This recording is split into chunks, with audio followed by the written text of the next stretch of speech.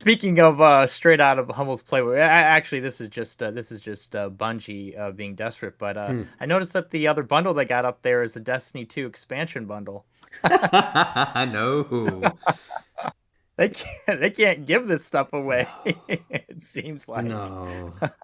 But that'd be the only way they make money as well, right? Because the base game's free. No one wants to play it anymore, so no one's, Right, I'm right, right, assuming right, cosmetics are the thing in it, so no one's buying those. right, right.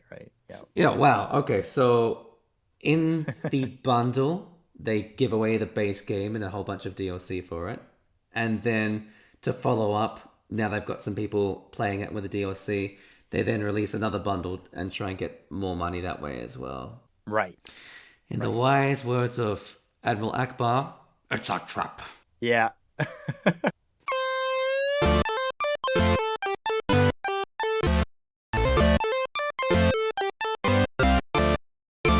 Atomic Heart.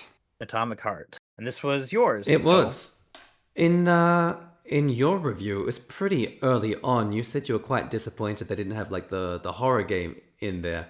And like we always go from the different end of the games and kind of end up in the same space. I start on the first game and go through in order from that way. Yep. And you start with the last game and go through order that way. And so right at the same time, you've said, yeah, I don't think there's a decent horror game. Whereas on here, I've seen all the titles and I've been playing this one. I'm like, okay, they've gone like the more subtle, like more of that dread feel Uh-huh. route this time around, which was a, Hmm. for me personally, I thought it was a very nice surprise. Like I enjoy horror games if they're done well, but I much prefer that whole feeling of dread, the action thing, like the heart pounding, but not like the terrified or the jump scare kind of thing. If I have a choice. Hmm. No, I get that. I tend to as well. I guess it's just that I, I definitely did not view Atomic Heart as horror. Like, obviously, there's horrific elements. Like, I mean, what's not scary about like, robots going rogue and trying to kill humanity, Mm, right? But I might be able to give the pass to System Shock, especially after mm, playing a bit more of it, for our talk. But I just I feel I don't know. I feel like there's maybe a little bit too much action. Like I know certain horror games that I've played before, like action horror or survival horror. Um, when it gets to that point where you don't really need to worry about the monsters too much anymore, that's when I'm like, this isn't really doing it for me as a horror game. I I guess one game that comes to my mind like right away is Resident Evil 5. mm. Like that like yeah, it's a Resident Evil game, but that's not a horror game to me. Yeah, it's Like no that's Resident Evil that's like 3. action through and through. And yeah, so whereas like on the flip side of that, I guess I would think like another one comes to mind that was a bit more action based was like The Evil Within. Mm, I felt that to me is a horror game, and it was obviously advertised as such. But like I felt there was like a lot more management of like trying to sneak around enemies. You had to manage your resources a bit more. You couldn't just go in like Rambo and take everybody out. mm. Um, and uh, and there was that certain amount of like that dread that you're talking about Yeah. when like in the case with like in Atomic Heart, like I could see where you're coming from with that, and then definitely in System Shock. Mm, But yes, yeah, I see where I see where you were going though mhm, when you said that it was a more like subtle kind of horror. mm. I mentioned in my review as well the protagonist. I forgot the name, but he's Sergey, yes, Sergey, Sergey. Sergey. He's a bit of a jerk, and like every comment is Yes. that edgy kind of I don't give a Uh-huh. crap and Yeah. making fun of the German guy and all sorts of stuff. Yeah. And I wonder if they played it more seriously, would it be more of that horror kind of feel? Because I mean, at least the bit that I've gotten up to it, the game you have like if you're not careful, like things do come crashing out of walls and could kill you in one go. Hmm. The enemies as well, if you don't manage them, if you're not careful, they can overwhelm you. Especially if you're going through with an axe like I've been doing and not using any shotgun shells at all, just to try and Right. conserve them. So I'm curious if they change that one thing, would it be more of a horror feel to it? And I guess we'll never know, right? Yeah. Yeah. I mean, he definitely was there as like a way to lighten the mood Mm, um a bit. Maybe a bit too much yeah, at times. Um but yeah, you're right. I mean that that's the fine line between like, some like, in some cases like like action thriller and horror and stuff like that is like how do they do the lighting? How do yeah. they do the tension with like ambience and music and things like that. And it's like you could go, you know, you could have like the same game but have it done two slightly different ways with how the atmosphere feels. And Mm, yeah, one could be horror and one could be not, mm, essentially. And I think with in this case they definitely wanted, I mean, you're definitely right. Like I felt the same way when fighting those initial confrontations with the robots. mm. Like it's very dangerous. Like you have to make sure that you're like dodging and things like that. But he definitely has the sort of like feel of an action hero, Oh, definitely. like you would see in a movie. And I imagine it will get to that point once you start getting like, bigger guns Hmm. and more ammunition and things like that. Um, I think like he's just the type of character that's gonna have like those cheesy one-liners. oh yeah, Uh, and there's yeah, lots of them as well. Um, right. I think like the big turning point for oh this is very clearly an action game is when you start getting abilities and powers. Well, yeah, they're Mhm. essentially powers Okay. basically. They're not described as powers in the world, but they act as powers essentially. And that's when it starts to feel okay. This is definitely more of an action game as opposed to a horror game. Okay. But I didn't even know there were powers. All right. yeah, I've at least got the first one. You can go through like the upgrade tree there as well. That's the other thing. The upgrade station, the very first one, is actually pretty terrifying when you come across it because it's. I don't know if I had much of it in my. No, I wouldn't have had any of it actually. The sound basically got stuffed up in the recording, so I couldn't really use any audio for Atomic Heart in my review. But the Mhm. first upgrade station you come across, it tries to kill you, but it's like talking smut the whole time. Yeah. It's actually quite terrifying. And again, if it wasn't for the jokes and the one-liners and like talking back at it, it'd be very terrifying for the player to be going through that whole Sure. sequence. Yeah, I'm curious. Like maybe because sound you can always add to a game after. You don't see like any lips moving in this, at least not that I recall. Certainly not from the main character Sergey. Mhm. So maybe it was all like an afterthought, trying to make it more action just by putting in all this quippy dialogue and to try and make it more appealing. So I'm curious whether there was a pivot change in the direction the devs wanted to go in. Huh. I don't know. I've never thought about that. Uh, Perhaps. I feel like I don't know if it was like a last minute decision, but it feels like the definitely the character though was very like a very much a conscious decision to make him as he was. Oh, very much so. Um, yeah, yeah. I actually didn't really care for him so Mm, much. I think I said in my review, like, yeah, he's supposed to be edgy, but it's one of these things with like I said in my, I have no problem with like with cursing hmm. in media or anything like that. And I mean, like, obviously not on video or anything, but Mm, I I curse a decent amount my on just myself. mm. But I think when it's like in media, right? Like it just sounds weird to me. Maybe I was thinking about this after the fact. Like I was wondering, it's like, am I being like, is this me? Like, am I just being nitpicky about this? But because like growing up and watching, I don't know how it is in Australia, but like in the States, like stuff on television and things like that, growing up anyways. Like now things like HBO and stuff on Netflix, it doesn't matter. Like you could say a whole bunch of different cuss words, it doesn't matter. But like there was limits on how many like bad words could be said given the rating Yeah, same of the thing. movie. Yeah. So like to hear that sort of language, like constantly, is always like, wow, it's like you Mm. couldn't find anything else for this person to say. Like he's got to drop like an F bomb like every sentence or whatever.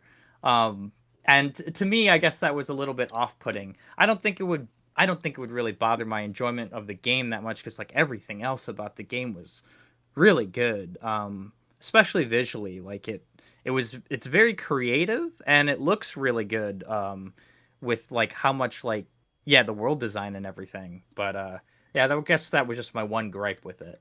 I agree. I didn't mention anything about it in the review because I kind of forgot. But yeah, I felt it was very off-putting.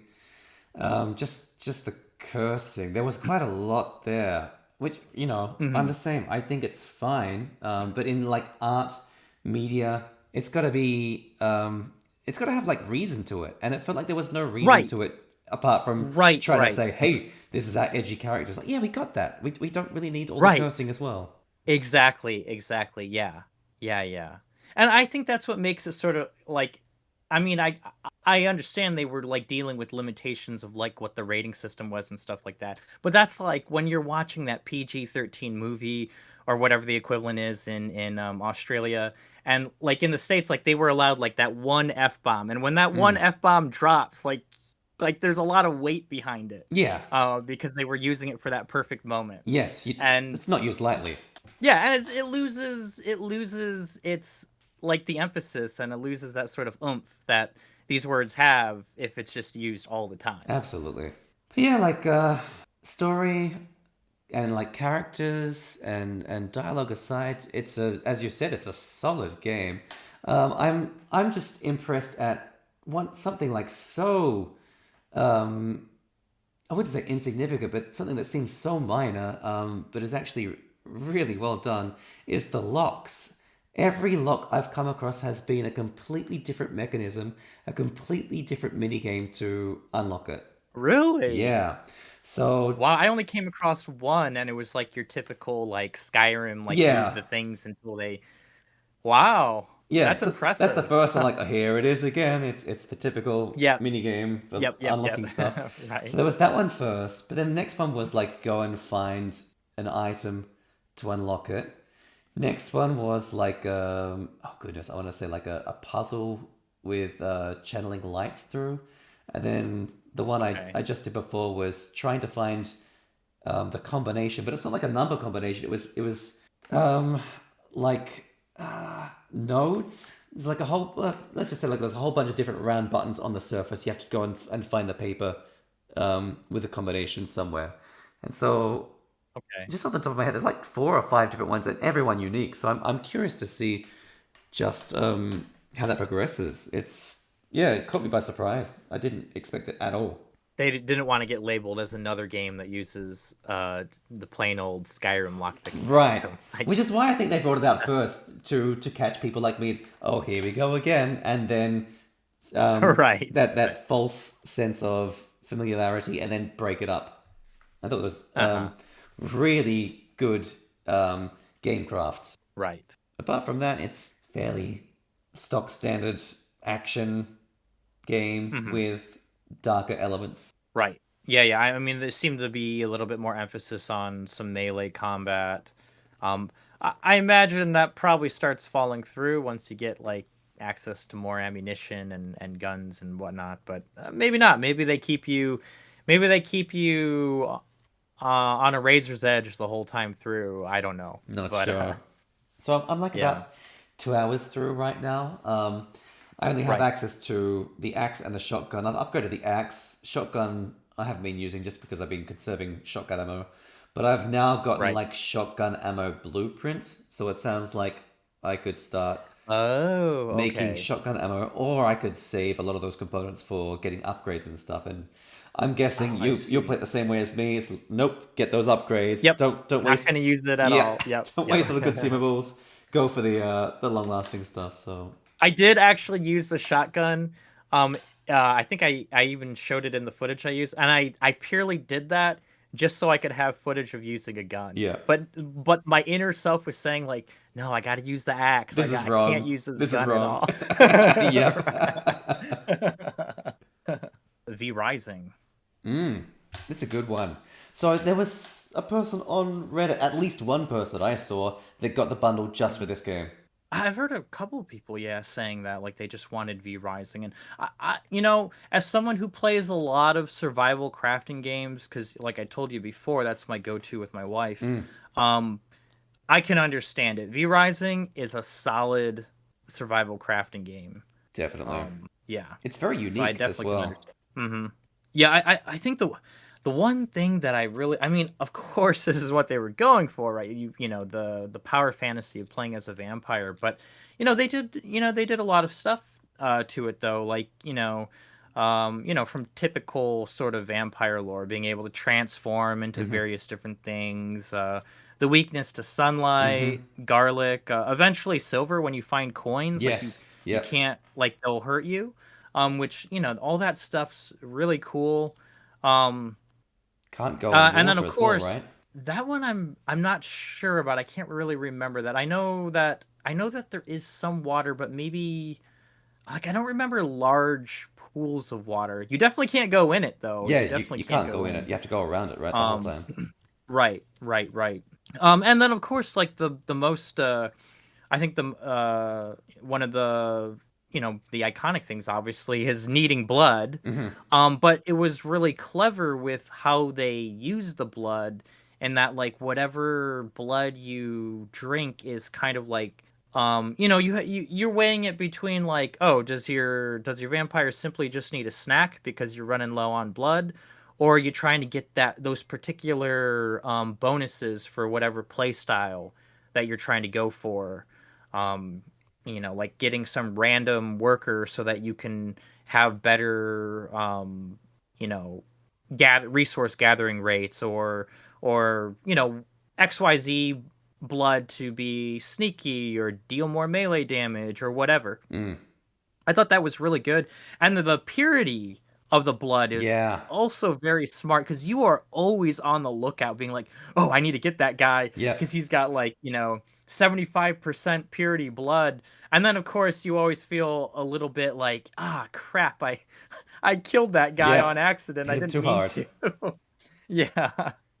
So yeah, I thought all those things were like really clever. It really plays into the vampire thing. Yeah, and it definitely makes it unique compared to other survival crafters out there. All the vampire aspects, and I think I mentioned it in my review as well, reminded me a lot of a Warcraft 3 mod, at least one that I played years Oh ago. yeah. And that one there, it didn't have purity, but it had different blood types. So you can go and suck blood from someone and then take on that blood type and get bonuses as well. I'm pretty sure. Um, Oh, yeah. interesting. So, I mean, I don't know whether the devs were aware of that, but I do like how they've taken that same idea and then take it that next step. Really cool. Yeah. Yeah, and then of course like their combat system too as well. Like they did a game before, it was called Battle Right. It was like small arena, like 3v3 type matches.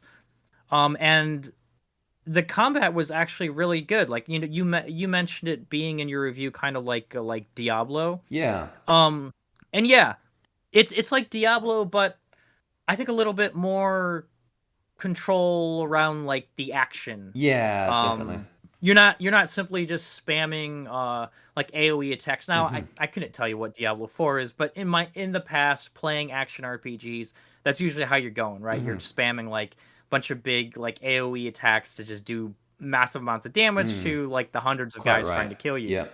But in V Rising, like there's a lot more like like skill shots Yep. and things like that. Repositioning, dodging, and played really well in Battle Right, but unfortunately that game never took off.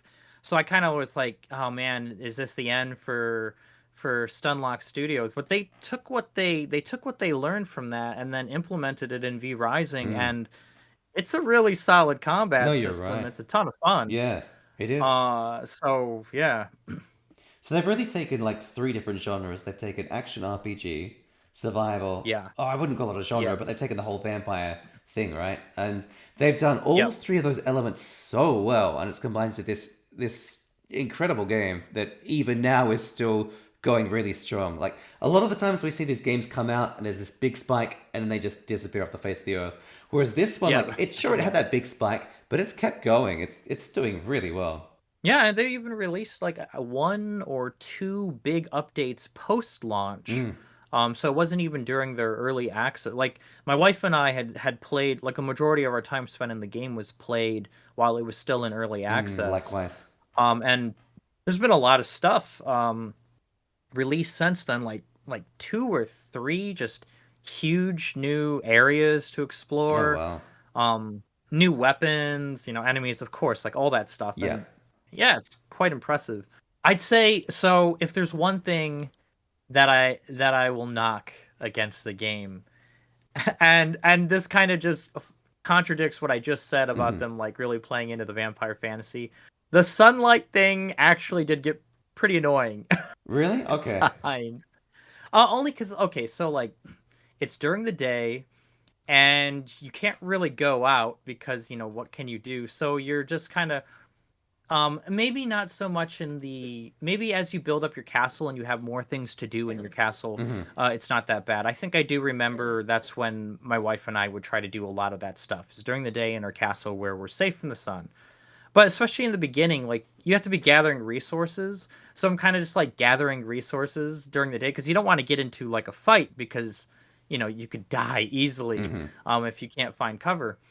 And but like it's like okay, well I gotta go mine this rock or cut down this tree, but this is the thing that's actively providing me the shade so that I don't start roasting. Hmm.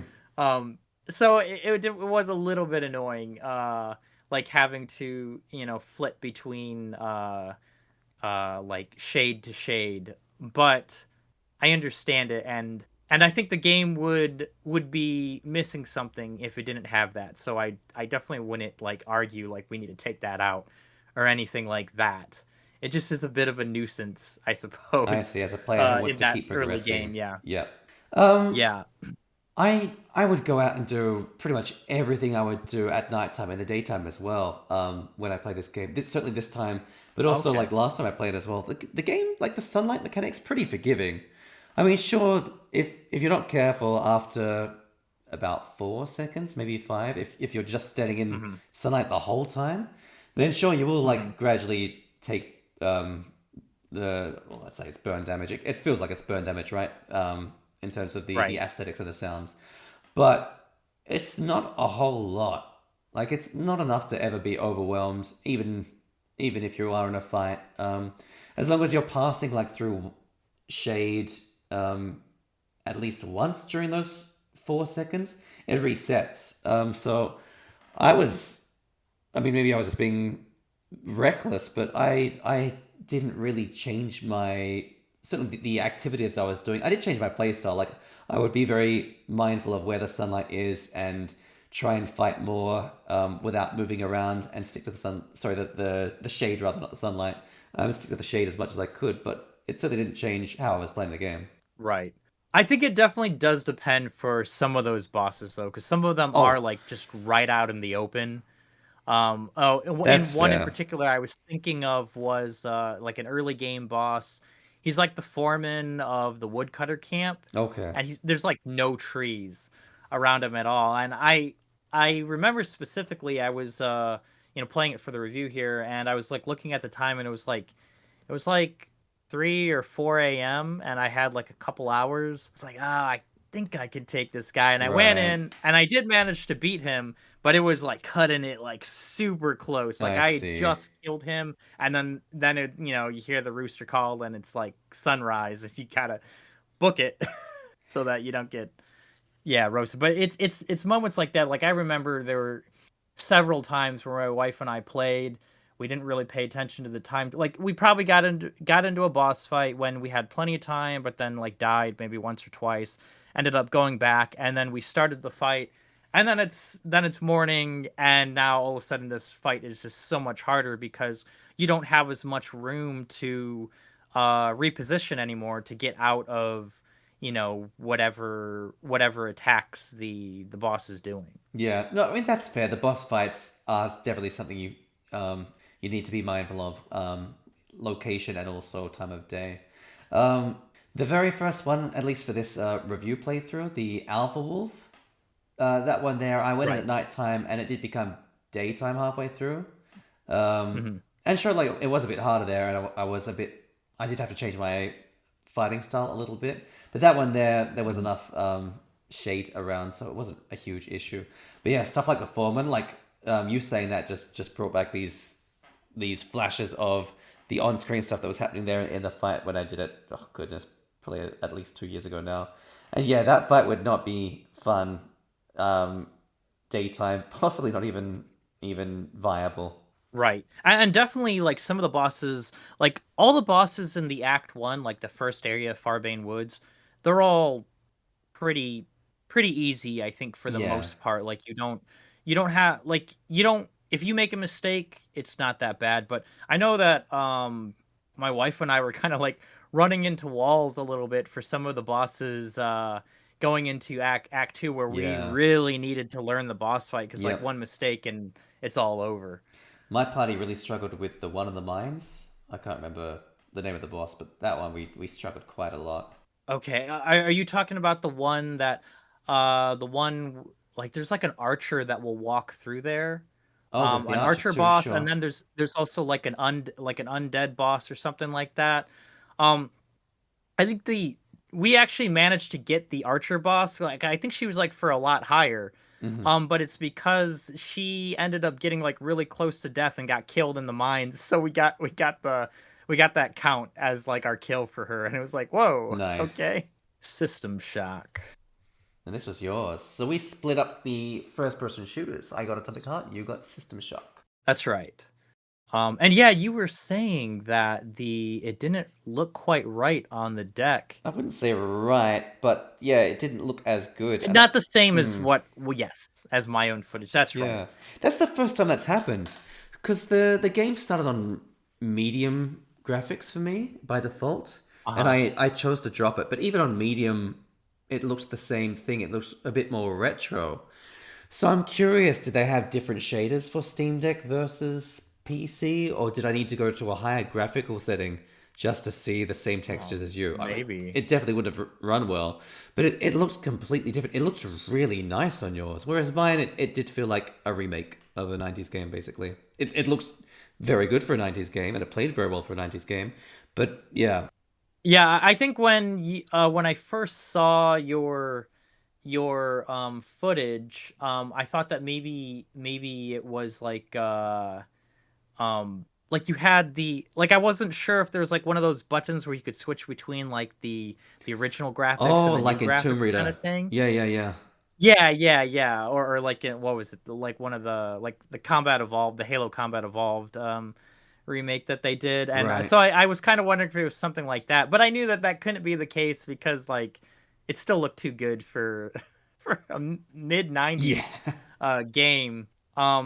But yeah, you're right. It definitely looks quite a bit different with what I experience versus what you experience. That aside, we were sort of like talking about this a bit earlier, but I still can't believe that this was a game made in 94. Like it's just so ahead of its time, really. Like Absolutely. I can't believe it. Um This one and then number I two as well. Like number two is my favorite just because it added so much more to the formula. But yeah, these guys they knew what made it a fun game. They knew what they wanted, and as a result, lots of other games have copied them since. right. Right. Yeah, I mean, yeah, I would just like just kind of like a more interactive world. Like obviously, like you could see just straight inspiration to BioShock. Like even down to the puzzles, really. Like Yeah, the one puzzle where you have to like flip the things to make the flow go through. yeah, That's like straight out of like, with like trying to do the hacking in BioShock 1. yeah. So yeah, I could definitely see it. And then of course, like the other big thing, between the BioShock games and then System Shock, is just the heavy emphasis on the atmosphere of the game and trying to make the world feel believable. Like this is, these aren't just like a set of levels you're going through. This is like an actual station Mm, that has, various facilities, machines doing things, all this stuff. And, it's I think it does that very well agreed. for this game. I think one thing that the other thing is how tactile everything feels with, like picking up all the different objects that are just lying around, or like how your HUD is actually something game world specific. Like it's like some sort of like device, I don't know, in your head or whatever, rather than it just being like just a simple, this is your health bar, this is your mini map kind of thing. Hmm. um and I really like it when games do that kind of stuff. Like, right off the top of my head, Dead Space, with like how all the menus are kind of, like interacting with the machines rather than it just bringing up some arbitrary Right. game Yeah. window. Uh, and like that stuff does so much for immersion. Um, Absolutely. actually thinking about like picking up things, despite the fact that you had to pick up every single thing, I think it actually created a greater connection to the world for me in System Shock versus the little Hoover robot that you have in Atomic Heart. Yeah, you're right. It felt very Um, detached doing that. Yeah. yeah, it kind of just felt like you just was like, all right, hold down this button and like scan my hand around the room Yeah. so that I could get all the stuff. You don't even know what you were picking Oh up. no. You just were like picking up whatever it could like suck out of the drawers. And that's why it felt like Luigi's Mansion for me, because that's exactly what you do, at least in Yes, Luigi's Mansion yes. 3. But yeah, like, everything about this game world is done really well, and I'm just surprised that like so much thought was put into this for like I said, a mid 90s game. I was actually trying to look up like what were the differences between the remake and the original. And obviously there was the facelift, like, obviously there Hmm. was that. But beyond some like quality of life things and just a few minor tweaks, like it's pretty much the same game. So Hmm. like everything that's there, that was there in 1994, Mm. which again, I'm just like mind's blown. Yeah, almost 30 years ago. Yeah, it's crazy. Yeah, it's crazy. There's, I mean, we've had a lot of remakes in the bundles, particularly the last year as well. But I think we've said it lots of times as well. Those ones, the only thing they have going for them is those nostalgic goggles, and that's it. Without that, like, they're Right. not a lot of fun. I think this is the exception to the rule. This one, it's a solid game that can still compete with other modern games. At Yep. least for the remake, I'd be curious to see how people go playing the original. But at least in terms of the remake, it's people are going to enjoy it, even if they haven't played the original. Even if they'd enjoy it even more. I think. Right. Yeah, no, I completely agree. I mean, this was definitely something that I was feeling like, oh man, I want to keep on playing this game versus, yeah, like with the Tomb Raider game or Mm. with the what was it? Soul something. Soul Reaver, Soul right? Reaver, That's then what it's called. also Star Wars Bounty Hunter. Oh my god, we had so many of We've these had a lot. over just the We've had a last few lot. months. It was all in a row as well. But yeah, like none of those I felt like I'd want to really go back to unless I, for some Mm. reason, was really hankering to see that slice of gaming history. But Hmm. this like stands on its own for me. I Absolutely. think probably the a couple things that I thought were maybe a little bit a little bit bothersome, I suppose, was well, the first thing that kind of threw me off was the lack of iron sights. Like you Hmm. can't stare down your sight. However, I think that was fairly common for shooters of the time to not have um, you know, an aiming, I guess. Hmm. So other than just like, just hip firing. So that didn't really bother me too much, but I'm someone who like I am chronically pressing like right mouse button to stare down my sights, like, oh, even when I shouldn't be staring down my sights, Right. which is why I'm bad at like multiplayer I'm the shooters. same. So like that did kind of throw me off. I did also eventually get to a point where I was having a lot of backtracking, because I wasn't really sure where I was supposed to go, Yep. and I just was like, okay, what do I do now? And I think the one thing that I wasn't, I mean, I guess this is where like the exploration sort of comes in, but like whenever you do finish some of those puzzles, like sometimes I wasn't immediately sure what it is I even did, Mm. or the cyberspace section. I don't know what I accomplished in that Hmm. actually. Um, I know I got rid of a lot of enemies and I did something, but what it is that I did, I have no clue. Right. On that note, about the cyberspace section, it's funny because I was just mentioning Descent in our last talk. Yes. Yeah. Boom, that's straight up Descent. Yeah. I was like pretty happy and surprised. I was like, "Whoa, what the heck? I did not expect to be playing Descent Yeah. No, in I this I game, thought but the here exact we same thing are." as well. Yeah. On exploration, I feel kind of overwhelmed by games that tend to do this, where they kind of point you in the right direction and then say, all right, off you go, and then you're left to try and figure out what to do with no waypoints, with like no. I mean, this one you have no objectives as well. It's just I Yep. don't think there's an objectives list. At least, yeah, from memory, I don't remember one. But I didn't feel overwhelmed with this, and so I'm just trying to go over my head what it was. But there's definitely like a sort of linearity in the level design, just because it's a space station, but Uh-huh. it's not like a set path. Like you have to go here, here, here, and here. You're given like Right. maybe two, maybe three routes there, and you'll have to explore between those three, which I think is a Yep. really good way of doing it. For players like me, it's not overwhelming, and I hate to say it, but I think that's a lost art these days. There's a lot of Yeah. devs. They go for right. Let's go open world and let's give the player freedom. And we've talked about it before, but people as a whole, we like the illusion, we like the feeling of freedom, but we actually don't know what to do when we Mhm. have it. Yeah.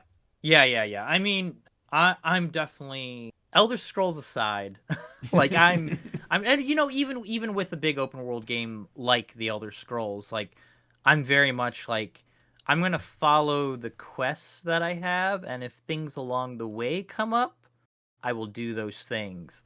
But I'm very much like, okay, this is my next goal.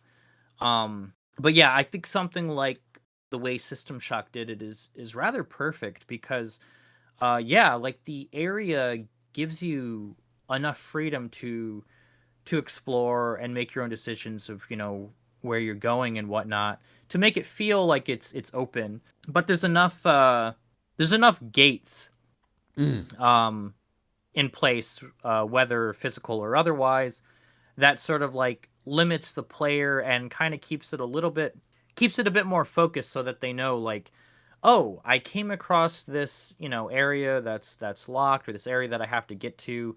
I need to figure out a way past this, and I'll go explore. Maybe I'll go head back and explore these other areas, Mm. or maybe you're trying to find more parts to break down into scraps so you could then turn it in for some credits to go buy yourself, XYZ thing or something like that. And definitely there's a certain amount of freedom there without it feeling, like you said, too overwhelming to the player to where they don't know what to do at all, but not so limiting that you feel like, okay, I went down this corridor, now time to go down the next Hmm. corridor, and so on and so forth.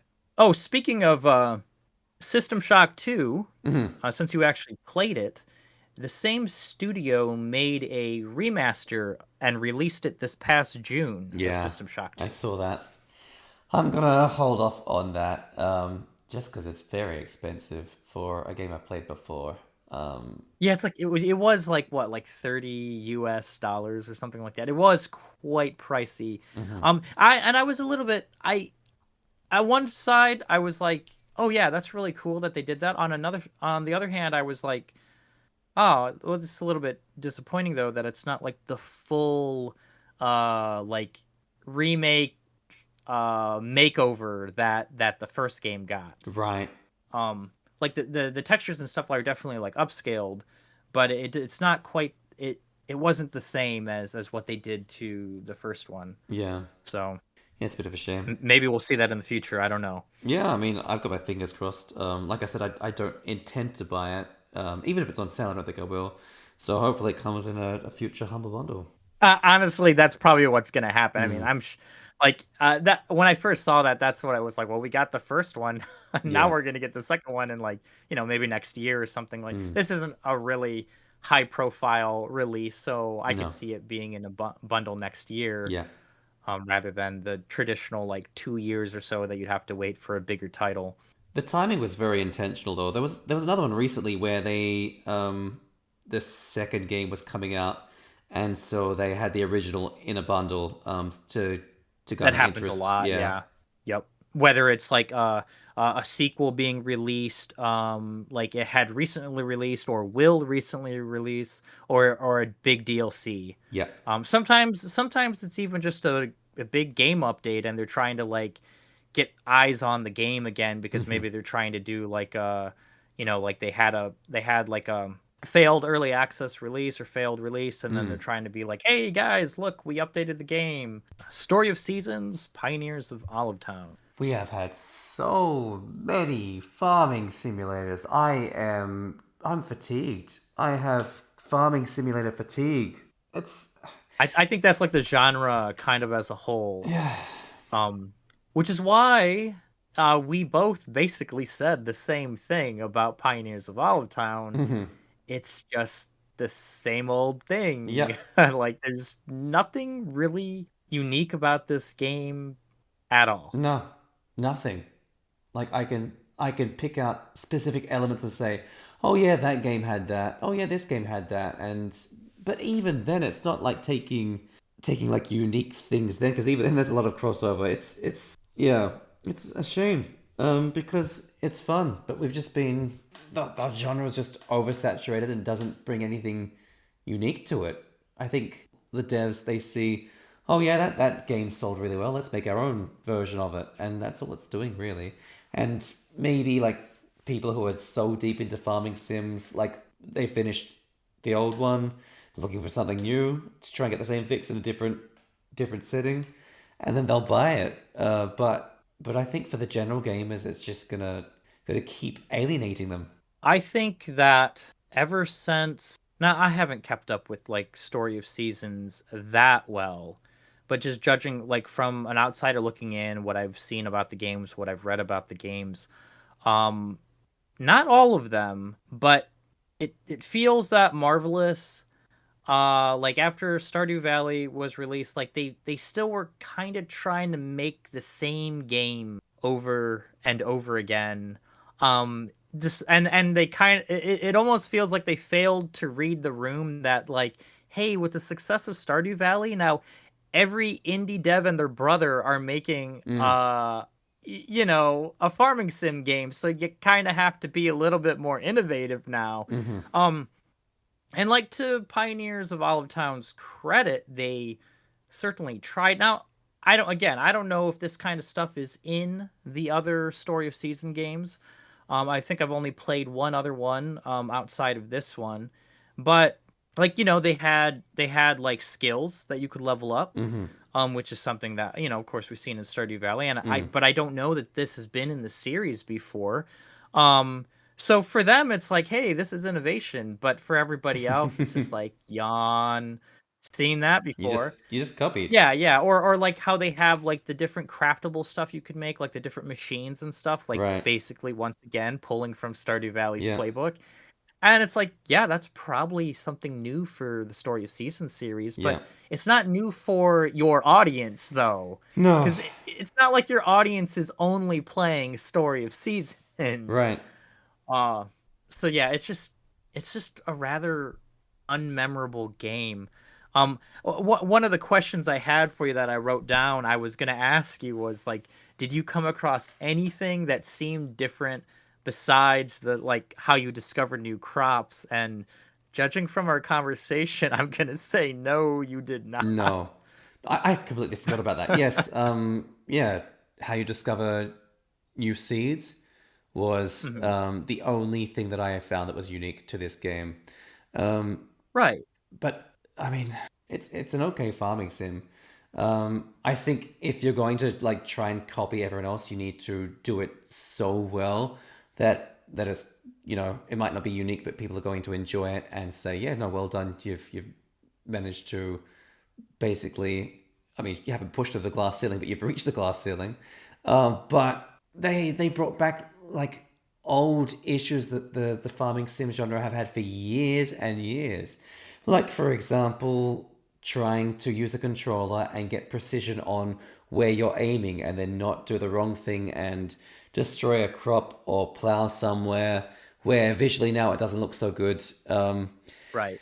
Whereas, like, I saw recently there was a game we played where they managed to get around that problem, where it had a very clear part of where you're aiming, but then you can use the right joystick to so your character stays still, but you'll change where the tile, the square that your character is going to interact with, and that was so well done, so simple, and yet it's the first farming sim I played recently, at least in the the last few years, where I'd seen that done. I'm like, yes, this should now be a farming sim staple, and it wasn't in this one here. It's like, great, we're back to square one again, back to like early Harvest Moon days, where your Right. character's just looking at the one tile in front of them and just, I hope my hoe is gonna land where I want it to go.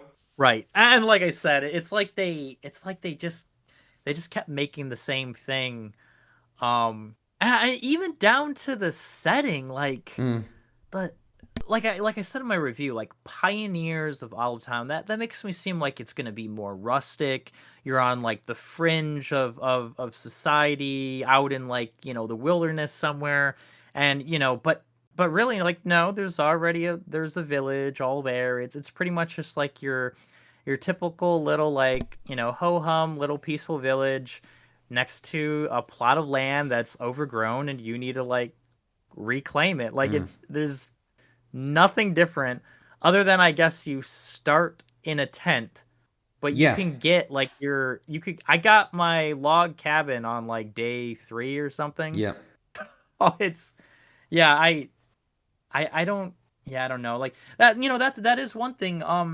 There's plenty of farming sim games out there, and many of them do follow the same formula, but many of them have like somewhat unique settings to sort of change it up and make it mm-hmm, feel different, even if like all the activities you're doing are the same as like any other farming sim out mm-hmm. there.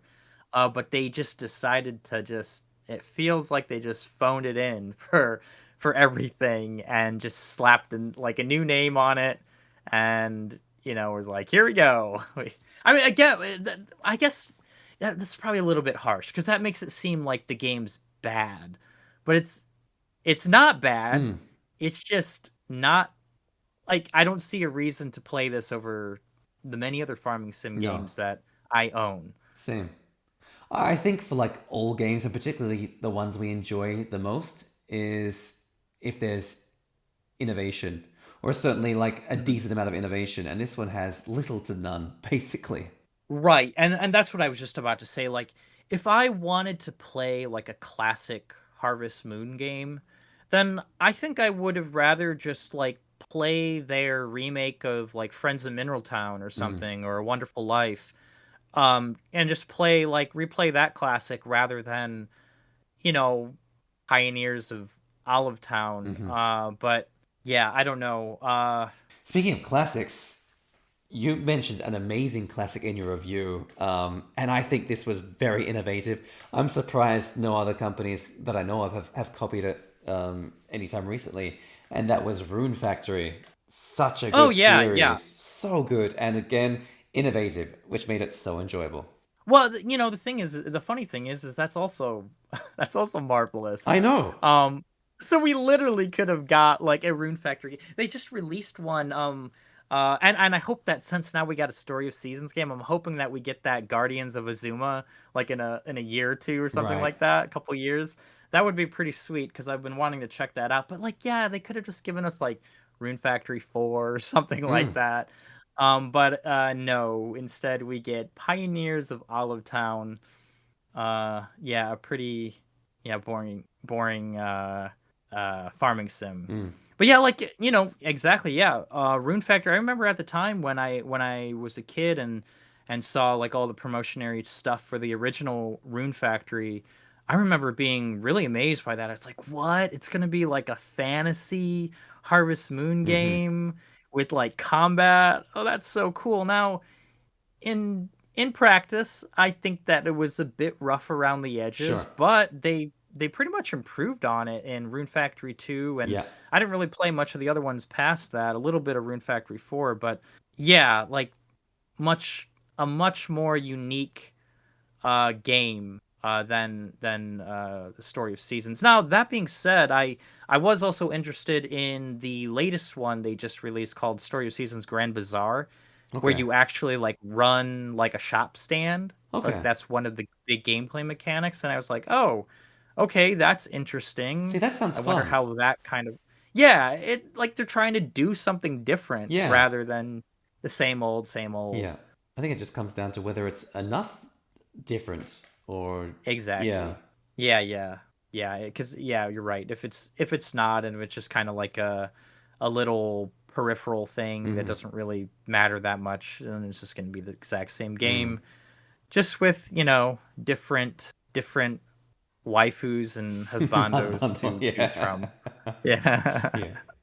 Cryptmasters. Mm. Now, speaking of innovation, this was so innovative. Yeah. Easily like the most yeah, easily the most unique game we've probably had in a good long while, Yeah. honestly. Yeah.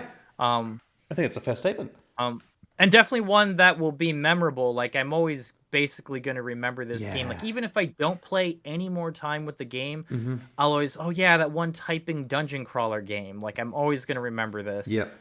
Um It's yeah, so anyways, yeah, this was mine mm. and I played a bit more of it. I think it's fairly safe to say And we had very different experiences just because controller versus keyboard. right, right, right. Which is exactly why I had stated to you that I thought that it was probably a better fit for me, That's why I agreed. because of the keyboard. No Right, doubts in my mind. right. Not that it was a bad experience, but I felt like in terms of us being able to discuss it at length, it made much more sense for you to do it, play the game essentially as intended. Right, right, right. Yeah, I was a bit surprised when they offered controller support. Mm. Um, but I mean, hey, I guess whatever works, you know? But yeah, the game is like it's unique, as we've already said. Like it's got that clever sort of like you have to type to guess certain things, typing for your attacks. Mm. And all that's really clever. And I'm someone who like I'm pretty sure you already know this about me, but when it comes to like humor in games, I'm usually like, yeah, it Mm. doesn't really do it for me.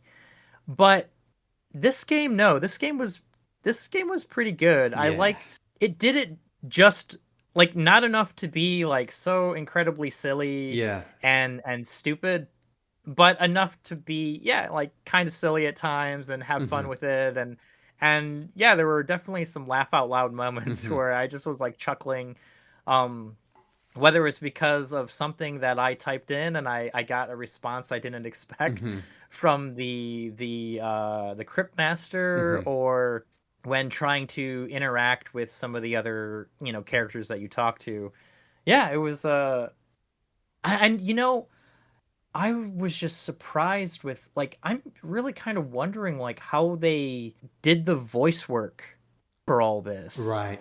Um I'm assuming it's not AI. I was No. pretty sure that there's like actual voice Yeah. actors. Um but like, you could type in like so many different things and there's either a dedicated voice line for it or there will be like a generic voice line for it, Mm. but almost every time, as long as it's an actual word, there'll be like, whatever the word you typed in, like say you typed in, I don't know, like mystery or something, it's like mystery, I don't know what you mean, or something like that. Yeah. Yeah. And it's like any word you type in. So I was like, just did they I, I don't know how they did it. If they just like here, just read off a whole bunch of Mm. words and I I I guess that's what you'd have to do. I don't know. Yeah, I'd say so. I did come across one word. It wasn't even like a complex word. I thought it was something quite basic, but they obviously hadn't recorded specific for that word. And so Mhm. the narrator or the skull character, whatever your guide, reads out the letters instead of saying the word. So I think that was their fall safe, like just in case there was a word they didn't have, they would then Oh, fall okay. back on that. Okay, that's smart. But yeah, I mean, ultimately though, I really liked it. Like I like the normally I wouldn't even like this kind of stuff actually, like riddles and things like that, Mm. but I like the way that they did it. I like well, I mean, I guess the guessing game isn't really quite like a riddle. It's more like can you get the guy to it's like playing a game of 20 questions or something. Can Hmm. you narrow down what it is that they're describing? Right. Yep. And, I thought that was pretty clever. I Mm. like that. Um, Eventually you do come across like actual riddles, Hmm. and I'm just god awful with riddles. Me too. Um, well, yeah, the puzzle thing, right? Hmm. Hmm. And I appreciated the fact that like you get the good old college try, and then the Cryptmaster will be like, "Hey, I see you're having some difficulty with that. Would you like me just to give you the answer?" And you could say yes, and he'll give you the answer. Or you could say no, and then when you go to try it again, you'll have one letter revealed Okay. to you. That's really cool. And every time you say no, another letter will be revealed to you. Well, okay. And So, what I found was no matter what you do, whether you answer it yourself or get the letter help or get the a guy to give you the answer, it seems that you get the same like soul reward no matter what. that's really cool. Which I actually appreciated that Mm. because it just is like if you don't want to engage with that type of gameplay, the developers are just like, fine, you don't need to, and we could just give you the answer and you can get on going on, get Hmm. on with what you were doing. Hmm. Which I think, yeah, that's pretty cool. And that's a really cool way to make the game more accessible for people like us who Yeah, yeah, sometimes struggle with right, puzzles. And if it gets too hard, we're like, no, right. that's it, we're done. So, which is a shame for both the player and the devs because then they don't have people experiencing the full depth of the game they've developed. So that's a really cool way of doing it. Yeah, super smart. Um, but yeah, I I think the one thing that I found kind of difficult, not so much yet because I don't have that many abilities, but I had enough that it was kind of hard to remember all of them. Right. Like in a traditional game, you would have like a menu that especially in like turn-based games, which I Hmm. guess there was a turn-based option, Hmm. but they didn't recommend that, so I didn't do that. And yeah, you would be able to like see a list of all your different abilities, or they would be like showing up on screen, and then you would just choose the appropriate number or whatever. But here, like you had to remember like what the words were, and you could see what the abilities were, like even in the middle of a fight. But as it is real time, you kind of are a little bit scrambling. And then Hmm. even if you could see what the words are, you might not remember exactly what they do. Hmm. So I thought that was kind of a little bit challenging, and I could see it getting even more so as you gain more abilities. And I Hmm. even got an ability for the mage, rattle is what it was, Hmm. and you would use that like it would do more damage based on how many R's were in the enemy's name, Cool. which from like a gameplay perspective, especially the gameplay they're going for, that's really unique and Mm. clever that they came up with something like that.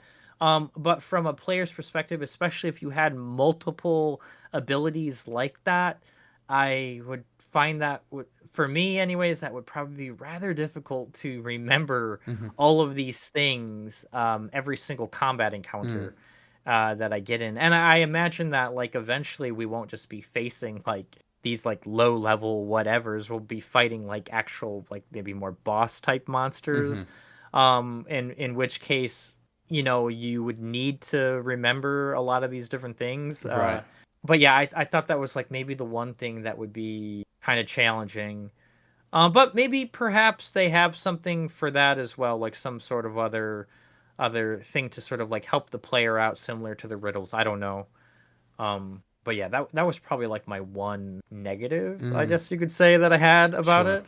Yeah, okay. So on controller, it recommended going turn-based. And Oh, I don't know okay. if there was a way to bring up the page of the different skills for each character if you're in combat. I didn't try it. Maybe it was possible, but I mean, in effect, I didn't do that. But I didn't feel like I wanted to. I actually liked having to try and remember all the different skills after I'd Mhm. worked out what they were or unlocked them. I thought that was a really cool mechanic. Granted, I didn't go as far as you, so I didn't have to try and remember all these different things and what they did. But I did like that. You know, once the skill was unlocked, I didn't have access to this massive amount, or rather, I did. But in order to use them, I had to remember what each one of them was and what they did. Right, and I think the problem with that, for me anyway, is that I'll remember like a couple words and then Hmm. I'll always like use those words. It's like playing a fighting game and you remember that one combo, but you can't remember any other combo, so you Yeah. just spam that same thing over and over again. And that's what I was finding myself doing until I started like just okay, I got to go see Hmm. what abilities do they have so that I could try to like shake it up and do different things. Mm. Come up with like some type of strategy rather than just like typing in jab or hit over and over again Hmm. or zap. And yeah, so That's I fair. don't know how many abilities there are because like some of the words that you'll unlock for your characters, they weren't actually abilities. They were you would like unlocked memories, I guess, of them. Wow. I Okay. don't entirely know what that meant. Like it would be like you would like type in like you'd guess the word and then it would give you like a little like 3 sentence snippet Hmm. on what they remembered about themselves. Hmm. And I don't know if it's purely just for character backstory or if it's to unlock something greater after you get so many. I'm I not sure. see. Yeah. I think bottom line, and this is going to be kind of weird saying this after I've just more or less praised the game because I do think it's like I think it's really cool and everything, but I don't think that this is a game that I could sit down and play for a long time. Mm. Like I felt that after my extra hour that I put into it, I didn't feel like I mean I would like to play it again and finish it and you know in a perfect world I would be able to do that where I Mm. have all the time. Um but yeah, like I felt like I was kind of like okay, yeah, I feel okay with quitting. Hmm. And I don't know if it's because of the unconventional nature of the gameplay Hmm. or if it's because of that sort of like old school dungeon crawl Hmm. kind of game. I suspect it's both, to be honest. That's probably true. But like as far as like old school dungeon crawler type games, the only one I could think of that comes to my mind is Legend of Grimrock. I was thinking of the exact same one. Right. And at that time like I had never really seen a game like well, okay, I take that back. I guess I did dabble a little bit in Elder Scrolls Arena and Daggerfall when they made them free for everybody to download, but Mm. I don't really count those cuz I didn't really put in any substantial amount of time in it. They were just like a fun little thing to check out. Hmm. But I did play Legend of Grimrock for a good while, and I think I kind of felt the same about Legend of Grimrock. Like I'd play it for a little bit, and then I'd be like, okay, I feel done. Hmm. Um, and actually, you know what? I actually gave up on that game because I couldn't figure out a particular puzzle. I think I was the same. uh, but yeah, I mean, bottom line though, Cryptmasters, I still stand by what I said. Like it's something that like anyone who gets the bundle should check it out. Like even if it doesn't look like something you think you would like if I just found this like out in the wild, I probably wouldn't have given it a second thought. Hmm. Um, but I mean that's like the beauty of doing these humble choice reviews. I play every single game in the bundle and then I find these like little gems where I'm like, "Oh wow, Mm. this was I'm glad I played this." Yeah. That's the same reason I do it as well. It's that I keep calling it that pleasant surprise. Games that I go in with Exactly. the lowest of expectations, and I'm very just amazed at, wow, have I not heard of this game before? It's such a good game. To the point where I award those games with the Grower Not a Show award. Right. Right. Shogun Showdown. Ooh, this is a good one. See, I played at least 6 hours of this beforehand.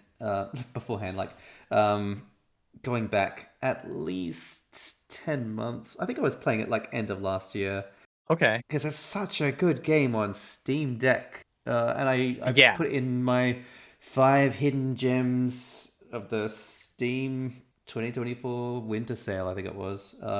Oh, okay. Okay. Yeah, this is, and it comes back to something you said earlier tonight. But basically, it's a game that I might not play it through to the end, but I will always remember it because it was so unique and it did what it set out to do so hmm well. hmm Yeah, I completely agree. Um, yeah, so I was playing that today in preparation for our talk, and Hmm. as I was just saying about like Cryptmasters, where I was like, oh, I kind of feel like I'm done with this game, or even System Shock. Like once I got to around an hour mark, I was like, okay, I got what I needed. Hmm. Shogun Showdown, like I think I probably put in like a almost another 2 hours into the Nice. game Yeah. because I was just like addicted to like getting that run done. And I actually, the last run that I finished, I actually did beat the Shogun. And then Nice. I, unlocked day two and like all this other extra stuff that Hmm. I've yet to see what all that entails. But yeah, I really like the tactical like turn-based gameplay of this Hmm. game. Um and I was thinking about like why I like it so much, and it reminds me a lot of playing Into the Breach. And I Yeah, really enjoyed playing Into the I can Breach. see that. Yeah. Basically like how it conveys to the player exactly what the enemy is going to do, Hmm. and then you need to try and figure out like how to counter it. Hmm. And basically like every mistake, or if your character gets hurt or something, like it's pretty much on you, Hmm. rather than the game, because the game told you exactly what was going to happen. I just made the wrong choices leading up to where I am at that moment. Yes.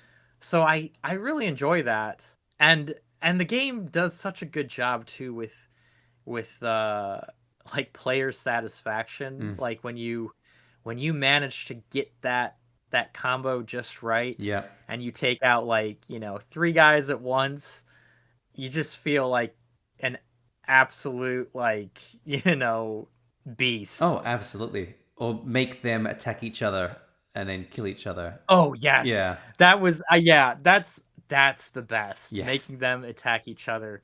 Yeah, just like there was like several fights in there where I would just like hop in, proc their attack, Yep. hop out, and then Yep. they go and hurt their friend. Yep. Yeah, yeah, and it's I really like. I mean, I'm like I feel like I usually like turn based over like a real time combat Mm. system a lot of the time, mainly because I'm someone who really likes to like think out my move. Hmm. And yeah, so this game just scratched that itch Hmm. so well. And each run is fairly short. I guess the one thing I didn't check to see is if you can quit while mid run. That would have actually been nice to know, because I don't really care for when roguelike games like make it so that you have to complete the run that you're in, otherwise, you have to start all over again. Hmm. Especially if you're like on a good, you're having a good run, Hmm. but then for some reason maybe you got to get up and do something else. Yeah, this game Um you absolutely can do it mid run. oh nice. I built it Okay, up for the good to first know. time, like I said, in about 10 months, and was straight back into my run when doing the reviews. Nice. So yeah. Nice. Okay, that's really good to know then. Mm. Yeah, then that elevates this game even more Hmm. for me then. Yeah.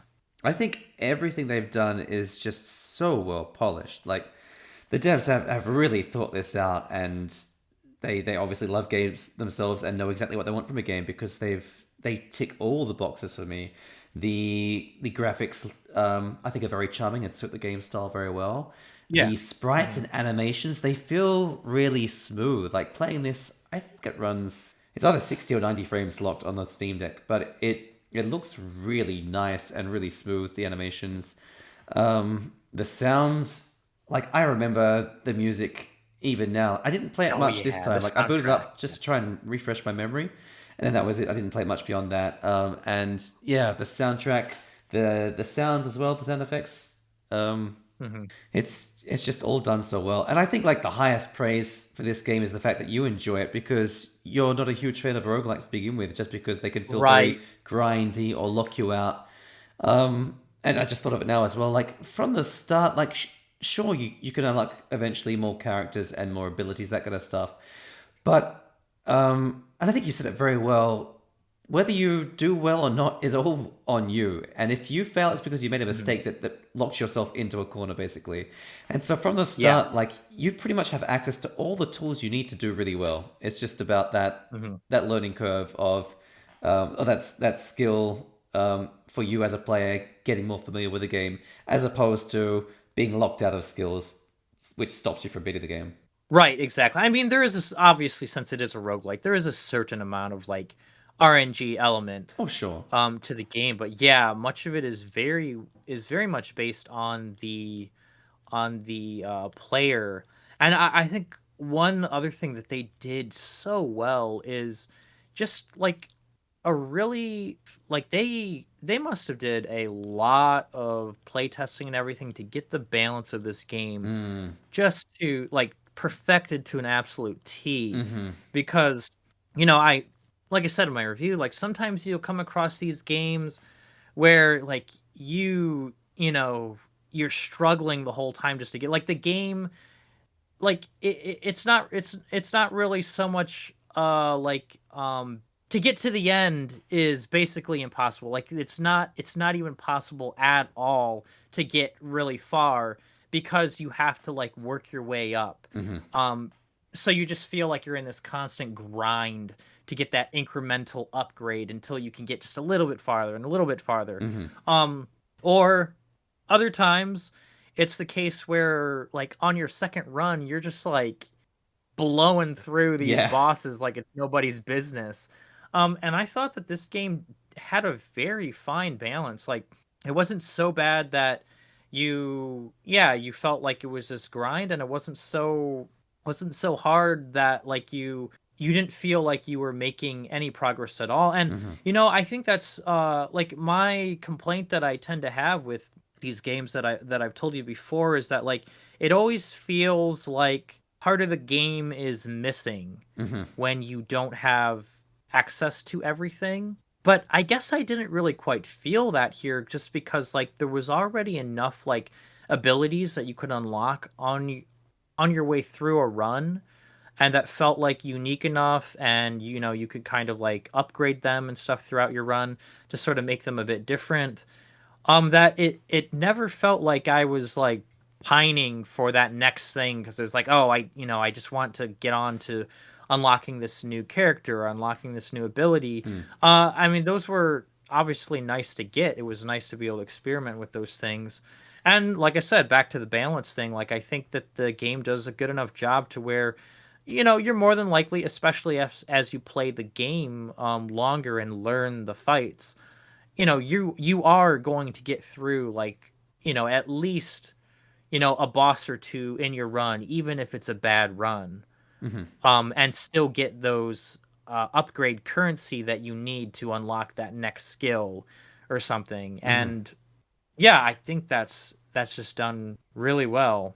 And the other thing too, it's like an actual skill that Yeah. you get, right? It's Yep. not just like some stupid percentage passive upgrade. I I like over the years I have become to like despise those upgrades because like they're like, "Oh, cool. I got a 0.5% increase to my Yeah. melee damage or whatever." Like I won't notice that. No, you've said it Like that before. isn't Number went meaningful. up. Number went up. Right. Number went up. Exactly. Exactly. So yeah, Shogun Showdown, it does it right, and Mm. exactly what you said. Like Coming from me, that's a very high praise, Yeah. given that roguelites not really my thing. Yeah. So if anybody was on the fence about Shogun Showdown, don't be. You should play it. It's a fun game. Hotel Renovator. So going from like that super high of Shogun Showdown, coming down to Hotel Renovator. So I'm curious. Did it feel buggy on PC or is it just like mediocre game? Buggy. Like how do you mean? Like how do you mean buggy? Like what were you did you come across stuff in your time playing it Yeah, that was buggy? like I had pop in to begin with. Oh, that's not Hmm. buggy for sure. But then I had like the fatal error that caused it to crash. Right. I Then I forgot about had that. uh, and then I had like issues with there were just like so many color selections that it took maybe 2 minutes. I could be exaggerating slightly, but I think about a minute to scroll through all the different colors you could do I'll get for. talking about that. Uh, yeah, it's just Okay, yeah. so as far as bugs then, no. Okay, I did not come across anything like that. okay. But as far as this just being a, you know what? I'm gonna be honest, a less than mediocre game. Like I Mm-hmm. can't even really call this a mediocre game, Mm. quite honestly. Um, just because I know House Flipper exists, and Yeah, I know I yeah, said in our last in our last talk that like yeah. I hate doing that, but like I just don't see why I would want to play this No. game. I mean, the fact that Um, both of us like playing this game had the exact same thought, like I'd rather be playing House Flipper. I think most other gamers are going to have the exact same thought. So I think it's a very valid comment. right. Like there were many things that I just was like I didn't understand why they did it this way. So, I guess since you already brought it up, yeah, the color picker, the style picker for like, what type of wood finish do you want or Mm-hmm. whatever. Like, why was it done that I way? don't know. Why do I have to like mouse wheel through like 50 different choices? Mm, Like make a menu, have it all show up, and then I could like easily scroll down the mm-hmm. menu.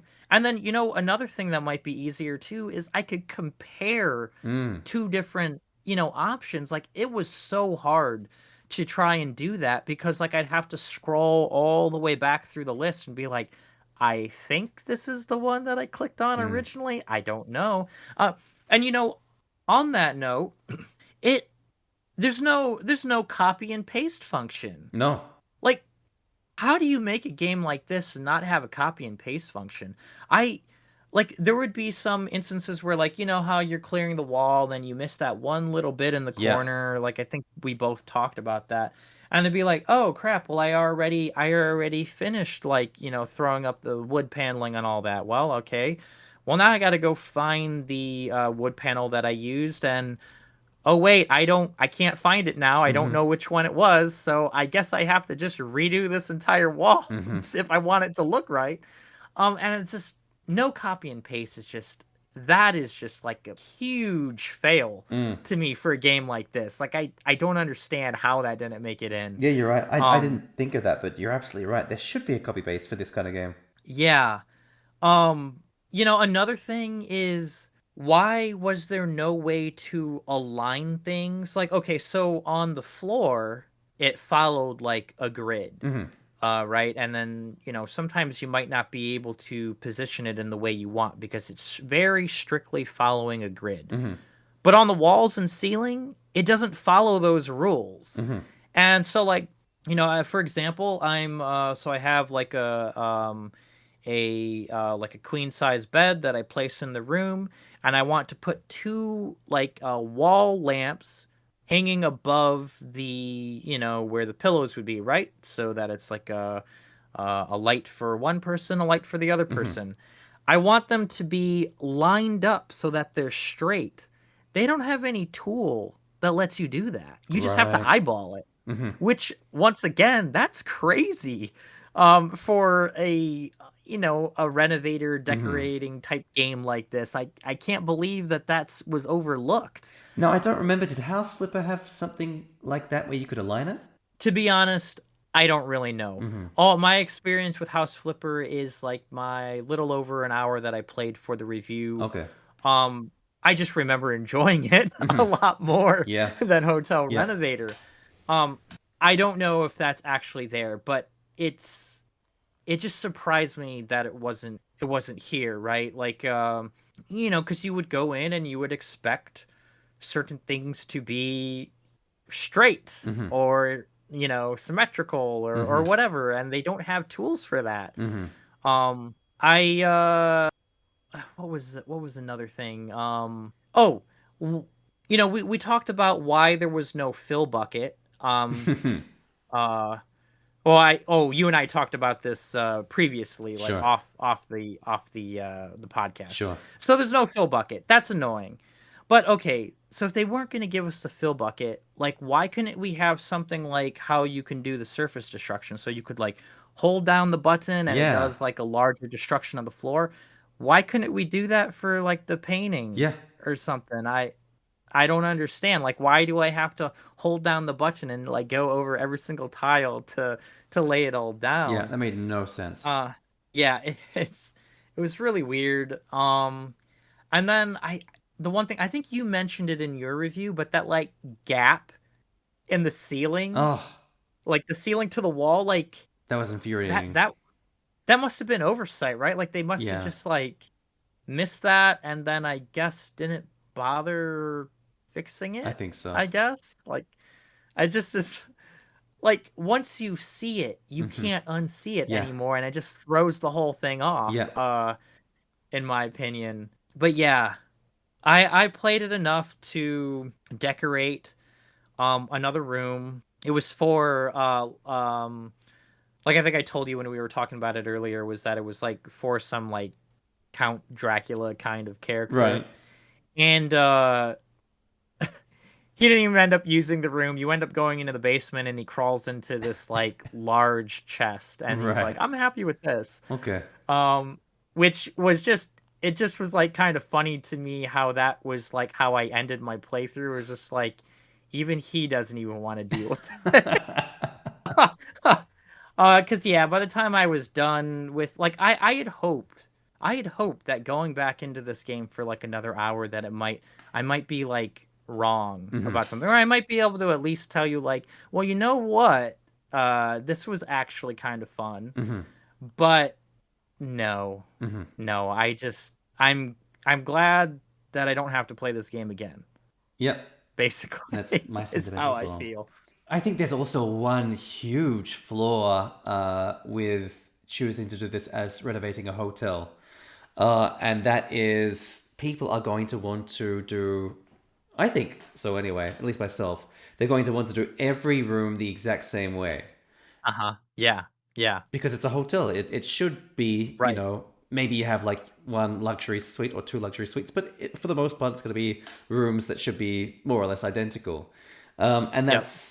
that's going to then have people essentially going through the motions, and that's it. Just going through all the rooms and doing the exact same thing over and over again, which is not fun. As opposed to something like a Yep. house flipper where you've got a smaller project and every time you do something different, it's okay, let's try this. Yep. Oh wow, okay, the layout of this house, I think this would be an amazing design for it, let's go with that. And so Yep. just because of the nature of the game or the theme, it's going to limit the playstyle. I think it's a huge oversight. That's why in the story mode they have like specific guests that want particular things. Like in the case Mm, of this Count Dracula fella, like it recommended you know, adding in candles, mm-hmm, going for a black and red color mm-hmm, scheming, making sure there's curtains, don't put in any mirrors, mm-hmm. that kind of thing. And I imagine that if as long as you're playing the story mode, there'll be more characters like that so that each room you're trying to cater it to a certain Mm-hmm. style. However, I'm pretty sure they had like a sandbox mode Mm, in which they do, case yeah. you probably wouldn't have to deal with Yeah. those with that. And yeah, you're right. Like I feel like a lot of players would just all the rooms have to essentially be the same. Yeah. And And yeah, that would get boring pretty fast. and even when you do like a story where you've got these different characters with different demands, that kind of thing, you're then forcing the player to do that, and it feels like a compromise for them because it's a hotel. It should be uniform, and so Right. I think that's just another way of making it less enjoyable for them, or at least May- I don't know if it's less enjoyable, but making it in a way they can't play the game they feel like they should be playing it. Maybe instead of hotel renovator, they should have called it like apartment renovator See, that's a or good idea. something. That's a good idea, and it's still the same thing mechanically, really. Yeah, But now it's okay to exact have all these same different thing. rooms. Yeah, great idea. Yeah, There you go. yeah. We fixed your Like game for I you. don't. There we go. Yeah, we did it. Did it. Well, it's just send the check in the mail. Yeah. Caravan Sandwich. This was an interesting one. In many different meanings of the word interesting. Okay. I mean, overall, I liked it. It's a very charming game, very relaxing. Mm-hmm. No combat, No comment. and definitely one you can relax to at the end of the day. But there were a lot of things. Like I was so my extra hour, I didn't achieve much at all. Like I found some extra components. I unlocked the larger desert. The first bit you're in, it's more like there's a bit of green there, and it's more in the populated area where you got the town there. But then you get the people to remove a wall, and you can go out into the actual desert part, which is a nice change, and it feels much more open without being too open. And then you get to experience like Mm-hmm. going over sand dunes, that kind of stuff. But I was Okay. stuck looking for a pulley or a way to make a pulley at least, and without that, there were a lot of things that I couldn't do, which was a little bit frustrating. Was that something you could make back at the garage? Like he had various devices that you could be working towards? I'd like to think so. I didn't notice any indication of these the kinds of things you can build, or hey, at some point you should get enough components to build this next pulley, or yeah, I mean, who knows? I certainly didn't Okay. find out in a total of 2 hours of the game that I was in, Right. and so I got to the point where I felt like I was essentially lost. I kind of knew what I needed to get past it, but I didn't know how to do that. At least it wasn't clear to me. Maybe it was very simple. Hmm. Maybe I overlooked something. Because I think like every time I played this game, it was late at night or I was a bit distracted by other stuff. So it's possible I overlooked it, but certainly for that first hour, I think I was pretty engaged and intent on what I was doing, and so that was a bit disappointing to me. And I did notice like this kind of game usually has a much higher rating, and yeah, I did like not that it has like a bad Steam rating at all, but it was a lot lower than I Hmm. expected personally, and so I suspect maybe there are other players as well who were in the same boat as me. Yeah, perhaps. I mean, I guess as far as the game goes, like you had mentioned that like you didn't get a whole lot done in that next hour, and I I think this is like one of those types of games where it's like that's to be expected. Mm, Because you're going to be like just wandering around and just picking up the collectibles or ingredients or whatever. Um and eventually you'll come across the thing that you need to do hmm or need to get. But until then it's kind of just like wander around. I like even in just a little bit that I played. Now, granted, I didn't run into any sort of thing where I was like, I'm not sure how to do the thing. It was just that I was just wandering all over and I wasn't doing the thing that I was supposed to do. Okay, but that's an active choice. Right. I guess that's true. Yes. Yes. Yes.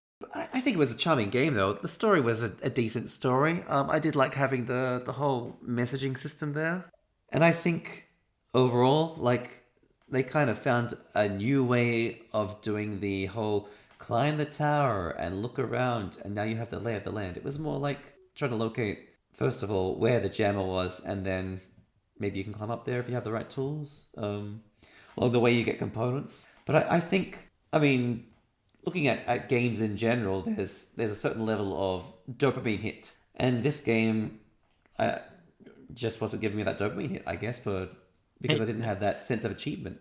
I get that. Yeah, I definitely I definitely understand. I think these types of like very very laid back cozy games tends to be that way for me just in general. Now, that doesn't mean that they're like, bad games or anything. Certainly not. but it's definitely something that, like, while I do find them charming, I they wouldn't be something that I would usually pick up Mm-hmm. and play. Like, I'm trying to think of one like this that I played in the recent past, or like in the last like year or two, and I can't really even think of any, Mm-hmm. quite honestly, that was like this that I mean, this would have been years ago, but the one that I could think of was this game called Omno.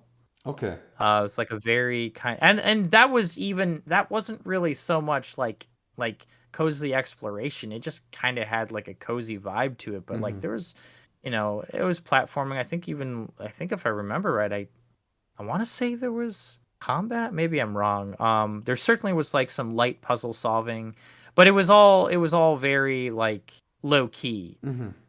Right. I think that I can't think of anything else that I played that might like fit the description of like Mm-hmm. how Caravan Sandwich is.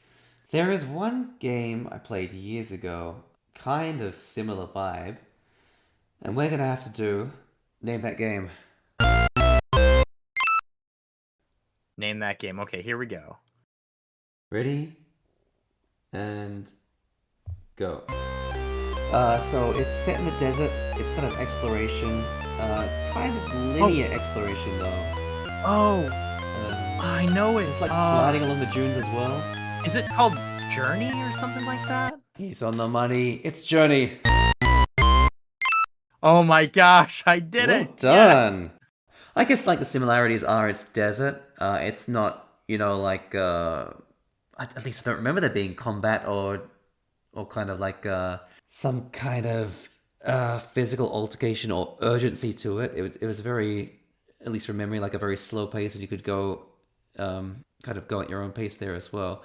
But that one there, and again, maybe it comes back to the dopamine hit, but it had that engaging factor to it that made me want to keep going, and I certainly didn't ever feel lost or didn't know what to do, or the game was just dragging it out.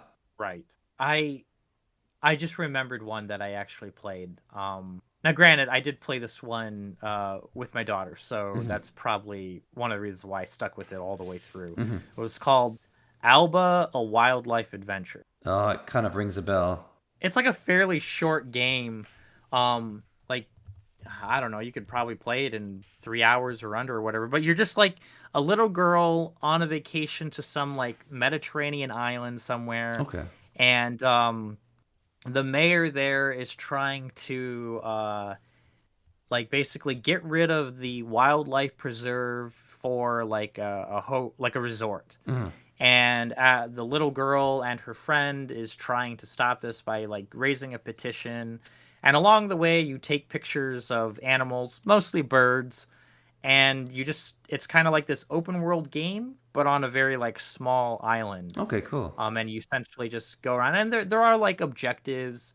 It takes place over the course of I think like 3 days or something, Okay. and there are objectives that you can do, which eventually brings the day to a close. But for the most part, like you just walk around and take pictures of things. So of course, for like, you know, my daughter was just a toddler at the time. Hmm. She enjoyed watching me do that, and yeah. So, but that's probably the only sort of like cozy exploration type game that I played like all the way through within recent years.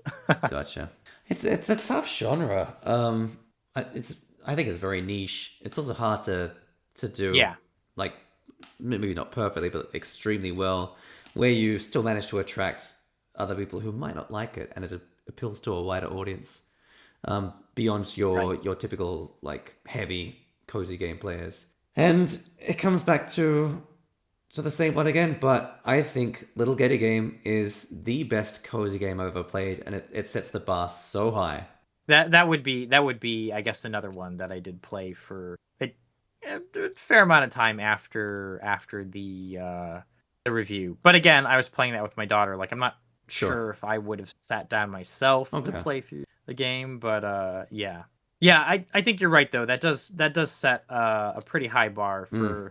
for these types of games to get the mix just right so that a player would want to keep going with it, and to attract to someone who might not be into those types of games. I think maybe some of the problems with some of this is that, like, if you don't go, like, you don't want to go so heavy that the gameplay is then maybe kind of being a deterrent to just wanting to have that sort of like chill vibe. Right. But you also don't want it to be like so lax that now what you have is almost a walking simulator. Yeah. I mean, not quite like a walking simulator, but if you're not really doing anything to engage other than just like walking and occasionally clicking a button to interact with things in a very simple way, then and I'm not really the biggest on walking simulators either. No, me neither. Even if they have compelling stories, like that's usually not my cup of tea. Yeah. Well, again, it's that dopamine hit. That's what separates games from movies, really. Exactly. It's that sense of achievement. Exactly. That's it for this month's episode of Humble Talk. If you've gotten to this point in the video and you haven't done it already, what are you doing? Go and hit that like button and subscribe. If you want to watch more videos on games for PC, then go check out Stealthy Shiroean's channel. If you want to watch more videos for Steam Deck, then make sure to search for Deckhead. That's my channel. Whether you're specced out or decked out, keep it humble.